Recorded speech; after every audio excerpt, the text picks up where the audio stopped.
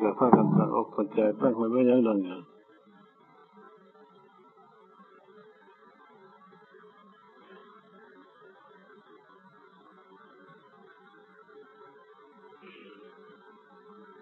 ผู้ใดถนัดนั่งยังไงก็นั่งไว้รถ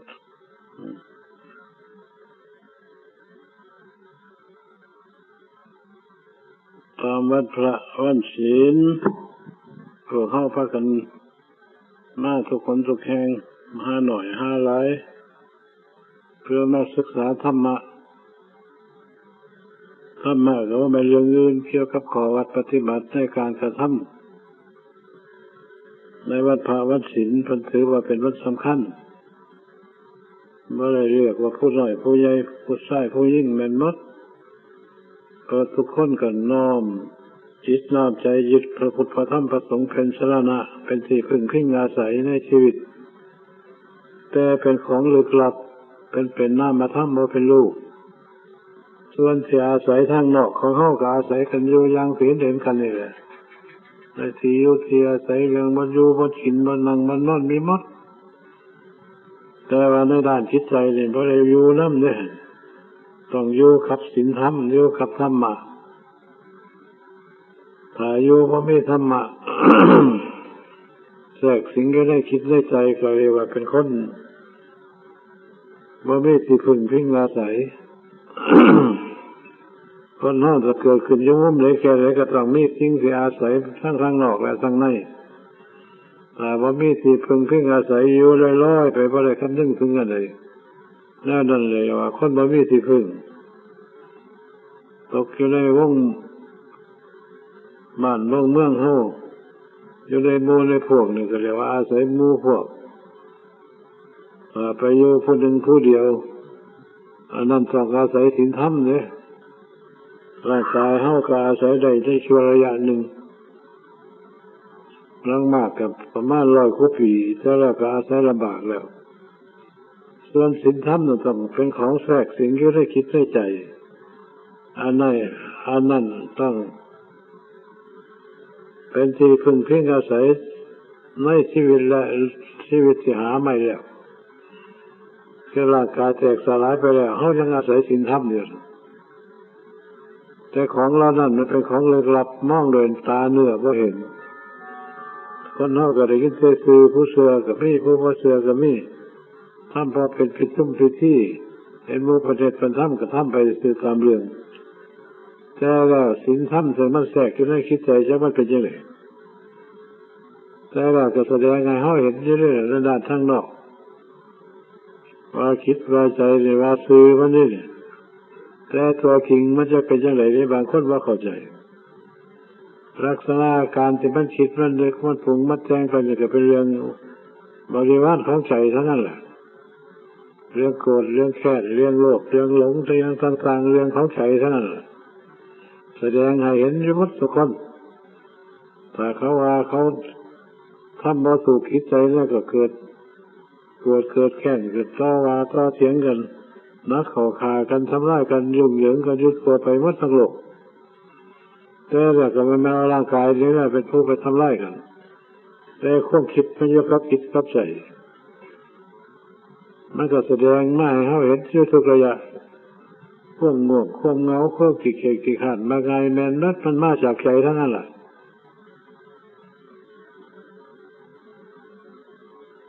ความขี้เกียจขี้คร้านมาไงความบ่สนใจความบ่เอาใจใส่อันนี้มันมาจากใจความบ่เอาใจใส่สนใจในสิ่งที่ใจมันชอบการละเล่นต่างๆการดูหนังดูละครฟังหมอลำเนี่ยมันไปได้หรอกมันไปยังฝนตกแดดออกก็ไปมีรถไปเรือขี่เรือไปก็เป็นเรื่องของใจว่าได้เห็นในร่างภายในแต่เฮาบ่เห็นใจของเฮาเนี่ยมันมีปัญหาใหญ่อยู่โดยเฉพาะในด้านพุทธศาสนาในคนสอนให้เบิ่งใจตัวเองสอนให้เห็นใจตัวเจ้าของเองให้ใจอยู่ในอำนาจของเฮาเดี๋ยวนี้ใจมันอยู่เหนืออำนาจเฮาอยากไปไสไปนำเขาหลดสิมีวิธีการจังได๋สิ รู้เรื่องของคิดใจเอาใจมาอยู่ใต้อำนาจเฮาเป็นผู้สอนใจอย่าให้ใจเป็นผู้สอนเฮา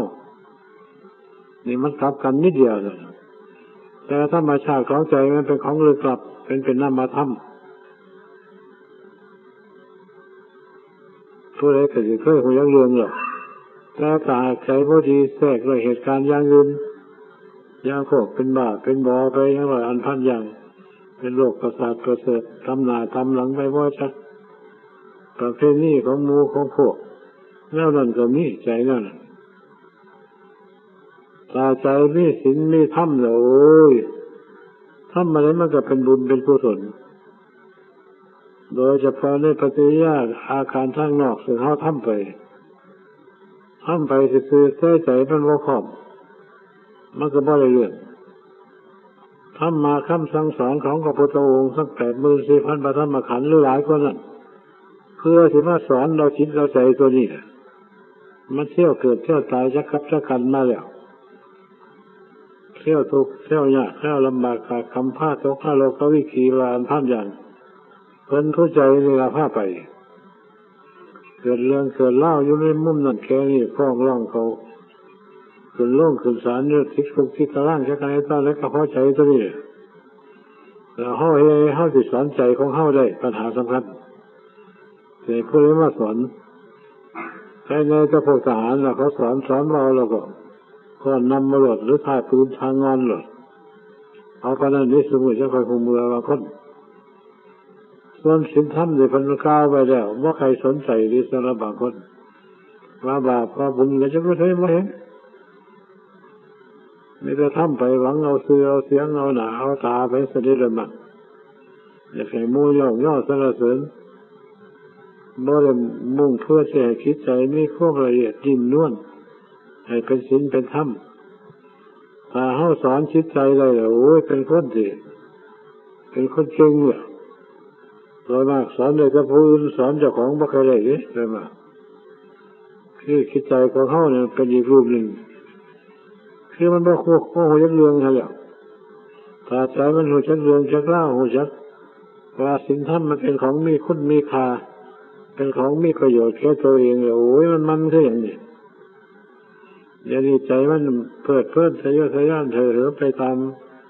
สัญญาอารมณ์ตามวิสัยของโลกมันว่าโลกมันมวลก็ไปตามโลกแล้วตลอดถึงการแต่งตนแต่งตัวอันพันอย่างเฮ็ดไปตามโลกเขาน่ะโลกเขาได้ย่อมจะได้ก็ว่ากันไปจักพลังงานคิดเรื่องประเทศใดต่อประเทศใดนี่แหละไปกันตามเรื่องตามเล่า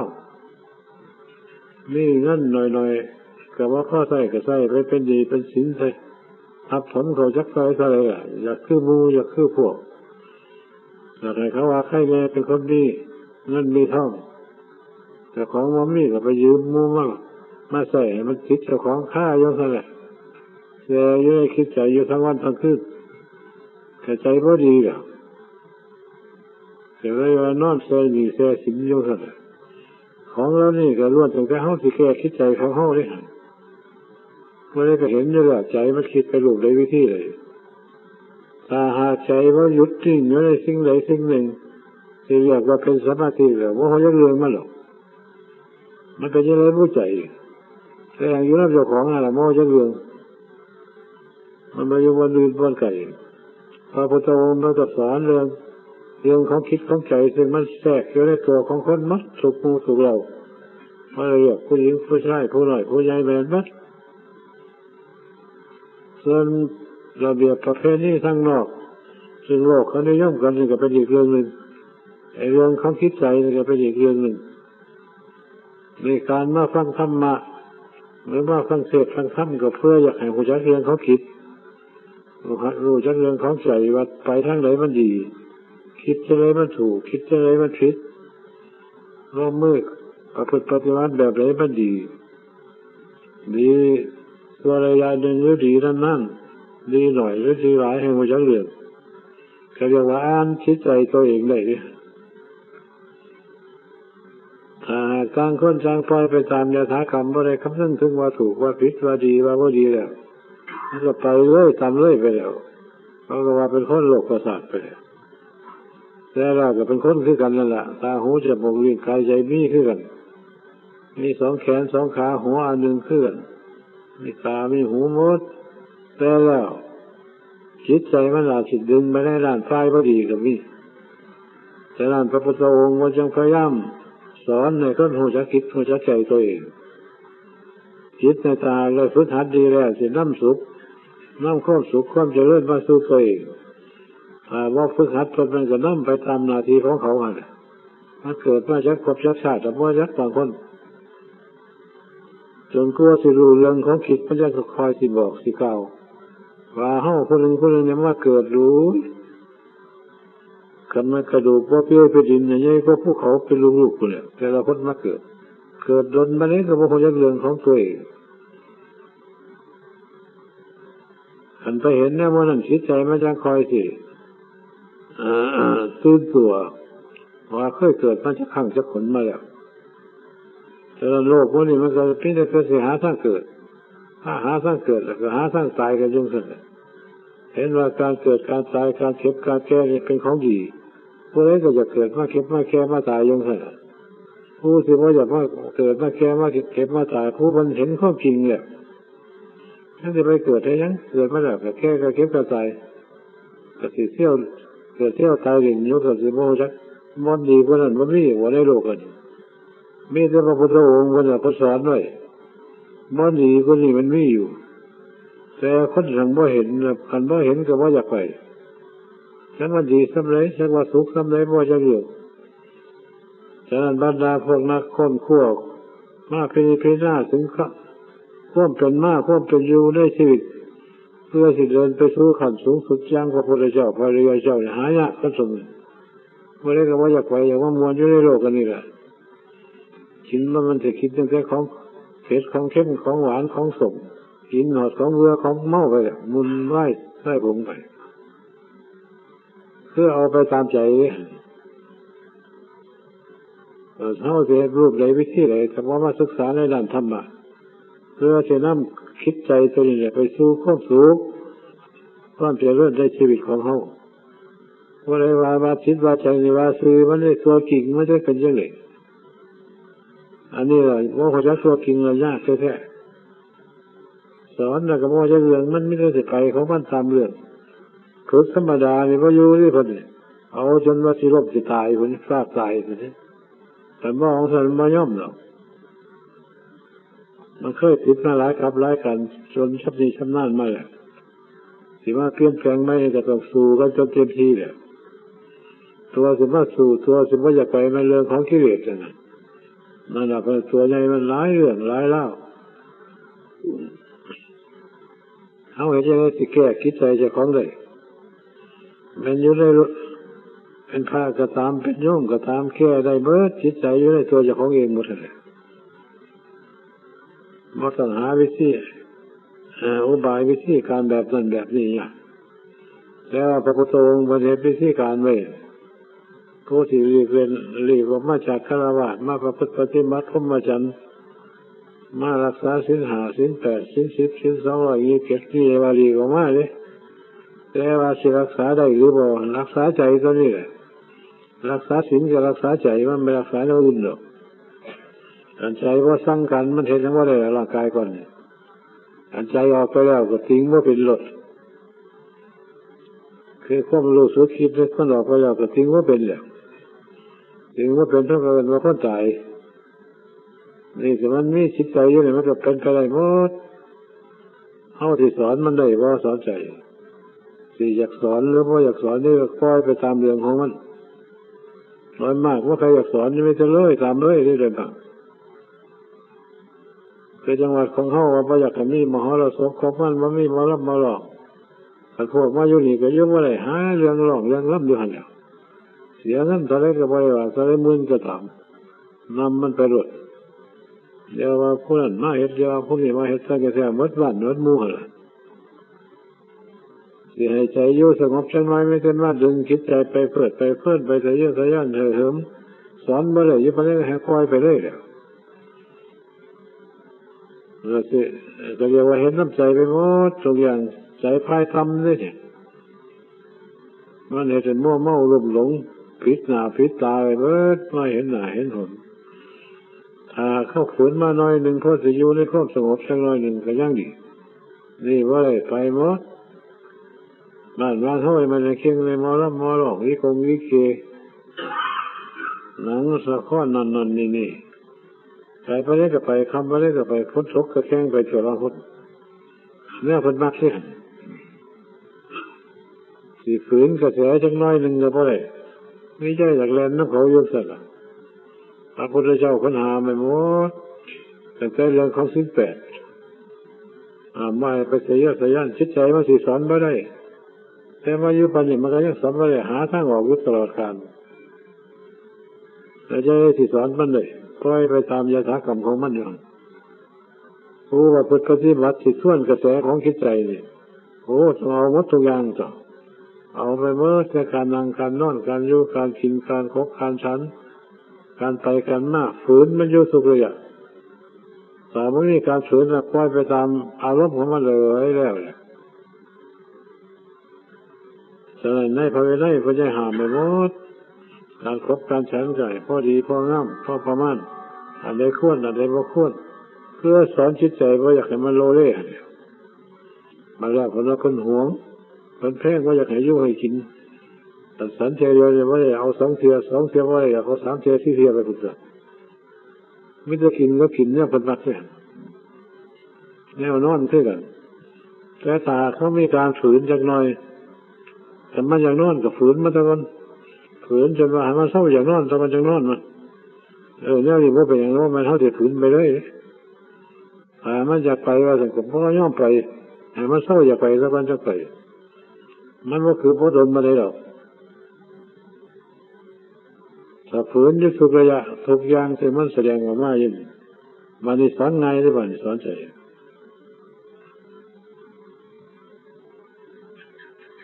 เพราะว่าทดสอบล่องเบิ้งว่าเขาจะเรื่องหรอก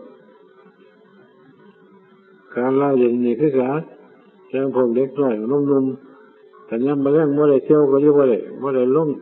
ย่างหันย่างนี่ใช่ไหมก็นอนว่าหรอก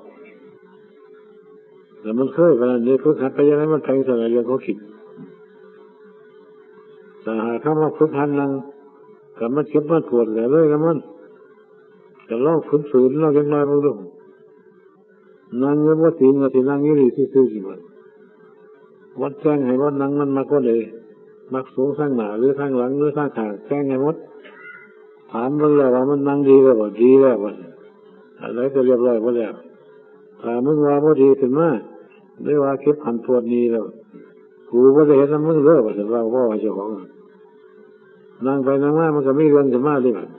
ฝืนมันโยงซะแล้วฝืนจนมันย่อมนี่ห้องว่าได้ฝืนตานานนั่งไปนั่นเป็นนั่นพลิกไว้ด้วยอาที่ก็ลมลงข้างหลังว่าได้นอนเนี่ยไปน้ำมันโยงซะแล้วนี่มีแต่ปล่อยไปตามจิตใจเจ้าของเลยว่าได้ฝืนจะเสือเขาฝืนไปเรื่อยๆนักเขานั่งบัดมือบัดขึ้นกับไปบ่หันมาทิ้งเสือกันเลยมันจะว่ามีเก็บไม่ขวดอย่างนี้เลื่อนล้มมันก็เดินของมันของใจมันทุกแกงเอาไว้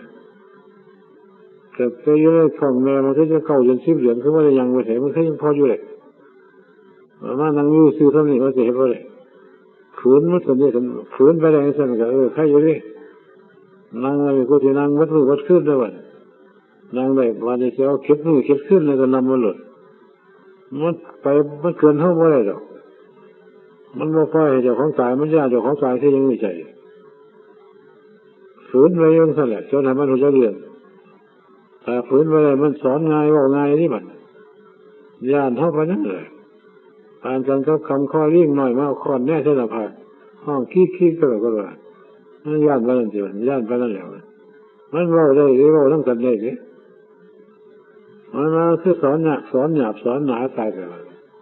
มันไปสั่งแบบสั่งกรรมจะขาดจะพบมาอะไรอยู่นี่เลยมันว่าปากกับเงี้ยมันอยู่หันเตือนมันเล่าให้ฟังคนเดียวมันสอนมาอย่างคนเลยใจเขาสอนเจ้าของว่าจะเขาฝืนมันก็บอกคือเขาบอกกันนี่แหละถามมันก็บอกเรื่องแล้วที่มันก็เถียงเขาเลยเถียงก็ว่ามันเลยแต่มันโกรธขึ้นแกให้มันเอาจนมันยู่พุ่น คนนี้มันบอกกันไปนั่นจะว่าเขาคอยก็สอนจนมันชำนิชำนาญว่าเลยเป็นคนเกี่ยขันมาไงแล้วขันว่าอะไรมันว่าจะไปนั่นแหละให้ข้ามันไปว่าอะไรมันจะไปว่าต้องไปฝืนมาอยู่การคบการฉันมันมักกันเลยว่าฉันมันไปหาฉันเนี่ยมันว่ามักกันการอยู่การกินเลยแค่มันยุ่งสันจนมันยู่เลยยู่แล้วมันจะไปใส่บาตรก็สอนได้สอนตัวสอนใจของนี่โดยมากเขาไม่จะปล่อยน้ำใจของก็ใส่มันลาได้กับลาแล้วมันดูเถอะมันซื้อก็ไปทำทางพอดีกว่านี้แต่ว่าจะให้ใจว่าลาก็ลาเขาจะของไว้ว่าจะว่าเจ้าของลาเส้นเอาก็จะเข้าไปตำต่อเลยไปให้ต่อไปนี่มีฟันหมดเลยถ้าเกิดแค่ทวงว่าจะหงายจะหลังว่าเราว่ามันก็ไปโดนมาแต่มันยุบก็ขอผมน่าว่าสอนเจ้าของสอนที่เราก็ไม่ว่าเรื่องเลยถ้าหากฝืนคันนี้ได้แล้วนะมันเป็นว่าอย่างเดียวนั่งสมาธิมันอยู่นี่แล้วไปว่าอะไรนี่มันบอกได้ใช่พักไงเรื่องมันก็อยู่กลมยิ่งอยู่หันเลยกระดุกกระดิกว่าอะไรนี่ผมก็ลุกได้ว่าน้ำมือแรกยังไม่เยอะทำพอน้ำมือแรกว่า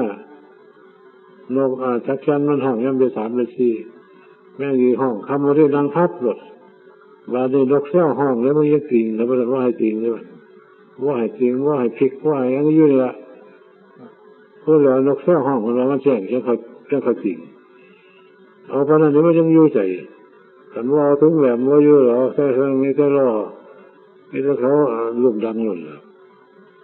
เฮ้ยขี่อยู่เนี่ยทำท่าตั้งรักษาว่าจะเอามันจริงสังขารไปว่าเราหน่อยแล้วนั่นแล้วมันยังได้ใจไหลหารุ่นที่เขาหันซูมไว้แล้วมันหาทางออกอยู่ตลอดเรื่องของจิต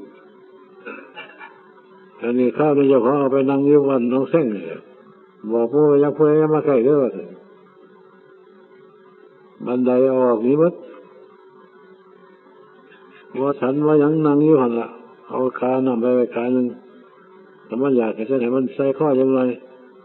ไม่ว่าคนจับทิ้งข้องเลยคดมาเกี่ยวกันไป3 มื้อ 4 มื้อไปซ่องรอยอย่างมันเน่าแต่หัวยาทานใส่ยาตะเทียไปแล้วมันยามาลำลีลำไรเท่าว่าจะโชว์ว่าปากเลยนั่งอยู่ข้าวนั้นมัน6 มื้อ 6 คืน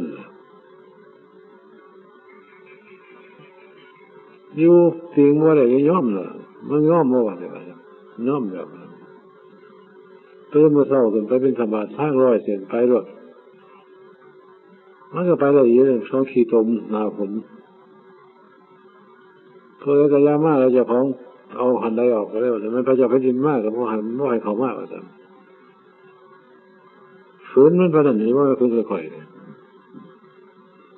มันก็ได้ลึ่งมันได้เอ็นหยาบเอ็นหนาไปหาใส่แล้วถ้าก็ลวงของมันอยู่มันเรื่องเข้าใจไปกั้นเลยจะซื้อหาทางเรื่องหาทางออกสิขนมว่าอะไรล่ะมันก็อยู่ขึ้นหลอกนี่แหละไปค้างซุ่มอะไรมันก็แลนมุดเราสอดเอาครอบสอดป้องสอดป้องนี่แลนด้วยเอาไปแล้วมันไม่สงบมันก็เศร้ากันใจเขาคือกันมันไม่ทางออกมันก็อยู่สมองสั่นยังอยู่กันเรื่อยๆน้องหัวแล้วมองเห็นที่ส่วนเห็นเขาเป็นพิธีหรอนั่งหลับ2 3 4 ชั่วโมงเห็นเขาเป็นพิธีมันไม่เห็นดีแต่มันถึง4จะมันย้อมเลยเนี่ยนั่นไม่ใช่ไรพวกมาปฏิบัติเยอะสุดเลยว่ามันจะเห็นว่าอะไรก็ของมันอยู่กับพ่อเองหรอกบ่ต้องไปมันว่าสันไปได้ก็ตามกันยังเปลี่ยนแปลงไปยังเดินอยู่แล้วแต่ไม่เรื่องคือเราเนี่ยมันทรมานมันอยู่ดีไม่ใช่นั่งน่ะเราก็จะของเคยเห็นมากส่วนเดินที่เดินมัดมือมัดขึ้นซ้ำโตมันได้เดินเดี๋ยวกำลังอยู่ไปเดินที่บนหลังเขาตั้งเสียหมดขวงหมดอย่างลังมากกาว่าให้นั่งนี่เดินนี่ยากก็นั่งนี่เดินตลอดขึ้นเนี่ยโอ้โหมันปวดแข้งปวดขายกก็จะขึ้นมาเลยบอกว่าห้ามว่าให้นั่งเด็ดขาดที่นั่งนั้นก็ว่าให้นั่งมันยืนเดินมันอยู่ทันมันแค่หัวคำตลอดจนสูงไปเว้นขึ้น ขาในแข็งแค่ได้โอ้มันก็เห็นเลยการเท่าที่ฝืนมันถามว่าฝืนก็เห็นว่าอะไรคือกันเพราะฝืนทำนี่ได้แล้วโอ้ยการฝึกนั่งสมาธินั่งสูดยายกคิดใจมันก็ลงนื่นตายกมันก็ลงปวดตาจนมันก็ลงเลยมันย่อมมาเลยบอกให้มันอยู่ร่มพับตัวร่มพับมันก็หายเก็บหายเหนื่อยหมดเบาร่างกายเบาลงเลยฝันมันเอาอย่างนั้นแหละเนี่ยมันเนี่ยฝึกหัดได้แต่คนเขาว่าฝึกหัดดีๆกันฝึกหัดเพราะเฮ็ดเล่นเพราะมันได้ใจเห็นว่าเรื่องว่ามันสิว่ายังว่าสิตายคือมาแล้วใจมันยังหวงให้ญาติเจ้าของใส่ขึ้นแค่มันฝืนไปทั้งว่าแม่นเถอะนี่วิธีฝืนใจกับพ้องเกมมันก็จะถือตามแบบอย่างในตำนานของคนกล่าวไว้พระพุทธองค์คนไปเสี่ยงผ่าทองคำในข้าวเจริญตรัสรู้ไม่ฟังแม่น้ำเนี่ยราชราชเพิ่งประเทศอินเดียเป็นกระตั้งสัตยาธิฐานสหว่าเล่าเจริญตรัสรู้ก็ขอให้ถาดช่างคำไหลท่วนกระแสน้ำขึ้นไปคำที่ว่าเลยตรัสรู้ให้ไหลลองไปตามกระแสน้ำเลยเพราะคนว่างขาดเข้าไปเท่านั้นแรงชิดเยอะขึ้นไปทั้งเหนือน้ำไปเลยวันนี้เราเป็นมุขราธิฐานนี่เห็นแต่การเท่าเทียบมาเป็นธรรมาธิฐานเรื่องฝืนนี่ ถ้าต้องคำกับมาถึงที่ประพฤติปฏิบัติตามคำสั่งสอนของพระพุทธองค์นี่แต่ใครก็ว่าขาดปล่อยไปในน้ำมันท่วนกระแสน้ำท่วนกระแสน้ำใจของเจ้าของนั่นว่าแม่น้ำในฟังแม่น้ำนั่นนี่ถามว่าท่วนกระแสจิตใจเราว่าไม่ทั้งจะไปถึงถ้ำหรอกรองน้ำจิตใจเราจะเลื่อยกำเลื่อยนี่แปลว่าเป็นธรรมะธิฐานคนแปลว่านี่เป็นว่าเป็นมุขธิฐานไว้เสียมาเสียสัตว์ต้องคำต้องคิดหนึ่งผู้ที่ประพฤติปฏิบัติตามคำสั่งสอนของพระพุทธองค์ต้องท่วนกระแสน้ำน้ำใจอย่างนี้ถ้าติดปล่อยไปตามกระแสเราว่าจะลองไปก็จะคิดเรียนแล้วนี่มันมุขธิฐานเป็นกระแสไว้ธรรมะธิฐานเป็นกระแสไว้ต้องพิจารณาโคตรขั้วพิจารณาเขาจะเรื่องในเรื่องของธรรมะเมื่อเวลาแล้วไปหลุดแต่ที่ว่าไม่แน่นี่เป็นการค้นญาติว่ากายเหตุการณ์ท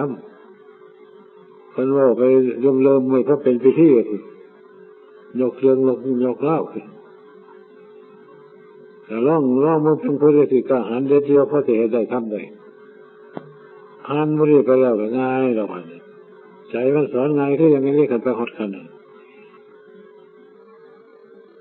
แต่ว่าฝืนคันนี้เราไม่ได้เรื่องหรอกพอจะทำมันยกเรื่องจะมาลดในร่างกายเขาร่างกายเป็นโรคไหนวิธีไหนมีโรคให้ไก่แคบมุ่มไหนแก่ไหนเกิดมาจากอะไรสาเหตุมันยกให้พ้นลดนี่ไปทำอะไรนี่ทำไมเป็นบาปเป็นคำน้ำสนองนี่อ่ะ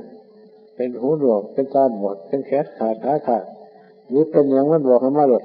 นี่ไปทำอะไรสิเหตุผลกำลังสิสอนในวิญญาณเลยกันแล้วก็ย่านบาปย่านกรรมเป็นที่พูดอย่างนี้โอ้ยยังที่มันเป็นบาปวิธีเรื่องบาปทั้งใจก็ไม่บาปทั้งกายก็ไม่บาปทั้งวาจาก็ไม่มาหมดกายกรรมวาจีกรรมมโนกรรมเป็นบาปคือกันหมดขอมาทับถมคิดไปตัวนี้แต่ว่ามันจะเป็นบาปพิเศษบาปมันไม่ได้อื่นเพราะคิดใจเรื่อยไปตามกระแสของมันจะเลยไปได้เพราะได้ผลไม่ได้ประโยชน์นี่ก็เข้าฝืนกระแสอะไรยังว่าแต่ง่ายไปยังวันนี้ก็ยันผีก็ยันนี่กันนี่กันให้แรงนี่ไปยุทธรรมพระเวทไม่จะของบวชในภาษาสองภาษาหนึ่งไปยุหันหนูแล้วก็เลยตอนจะทำพระเวทสักคนผีให้ขึ้นอย่างนี้แต่ของไปยุหันหาของมือเสือปัญญาก็มากเลยมายังยุนาธรรม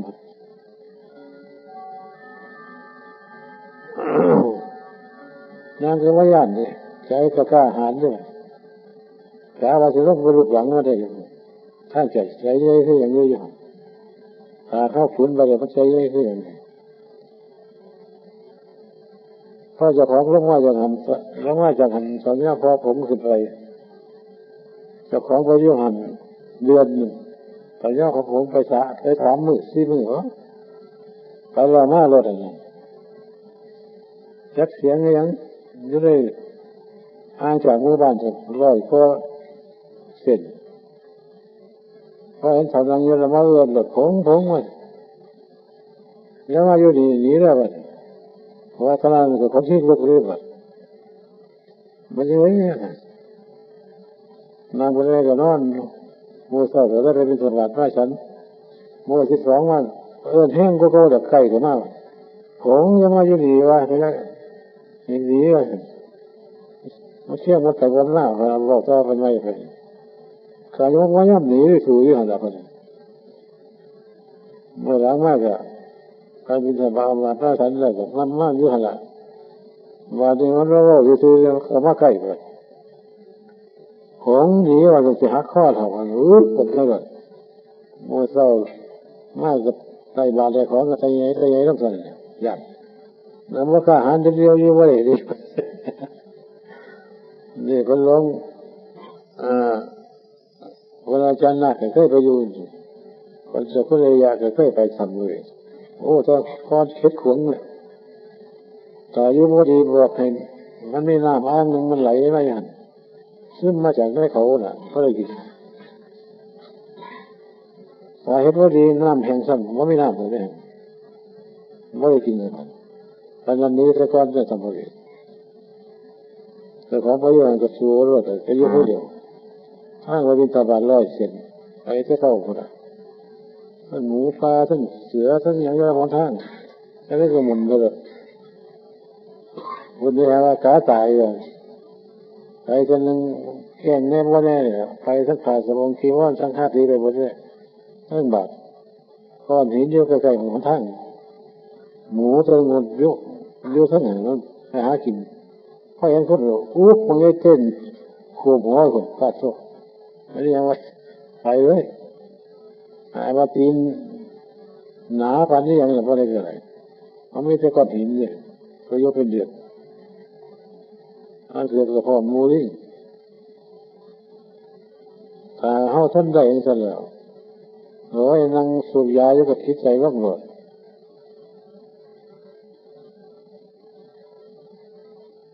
แต่ก็มีเหตุการณ์ร้ายเรื่องเกิดขึ้นอยู่หันไปนั่งอยู่วงหนึ่ง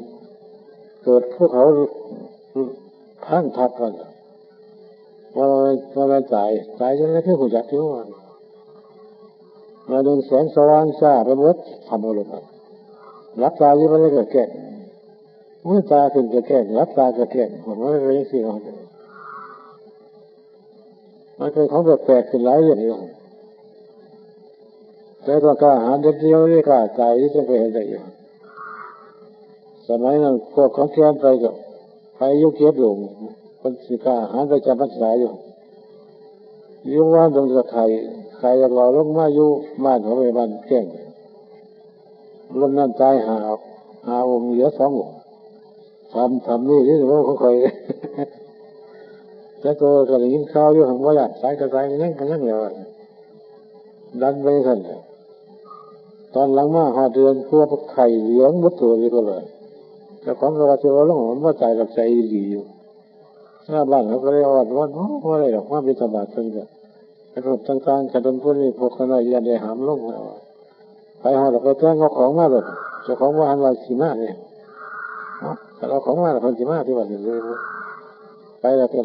ไปกันมาว่ามาอยู่อาศัยน้ำเขากันเขาวางเส้นกันที่ว่าไปน้ำเขาของไปกันมันจะเรียนร้อนเขาที่ก็เลยยางน้ำก้นเขาไปแล้วคันเรียกว่าใครคุ้มมืออะไรอยู่ห่างไกลสักวันน้ำมูว่าเป็นราศีแตกไม่เองหาคนบินเวียนมาเพราะนี่เขาใส่มีแต่มูอะไรนี่พวกขนาดรีบอะไรจะมีว่าเรื่องมูในยามนี้ตัวกันมันจะไปทัวร์ได้ยังไปยุหันไข่ยุหันเลยน่าจะหมดบ้านน่าเที่ยวหน่อยเพราะนั้นจะนิมนต์ไปอยู่วัดทำนิพพายุหันเราก็เลยไปอยู่พุ่นแต่เลยอยู่เลยพัฒภาษาออกภาษาแบบรีบเป็นสกลนครหมดมันเป็นวัดข้าวใส่เมื่อใส่อันนี้สูงมาแล้วสูงอยู่คนเดียวแต่ยุหันกับไข่ไปเป็นสมานมาแล้วมาไข่กับมาทันมาละเขา แล้วว่าสันนี้ไข่เป็นไข่สั้นนี่แบบนี้แล้วมันไม่ยาเนาะ ตอนกำลังเสียสันเนี่ยสั้นแล้วก็เอาเลยมาสันนู้นเราเลยไปกุฏิแบบ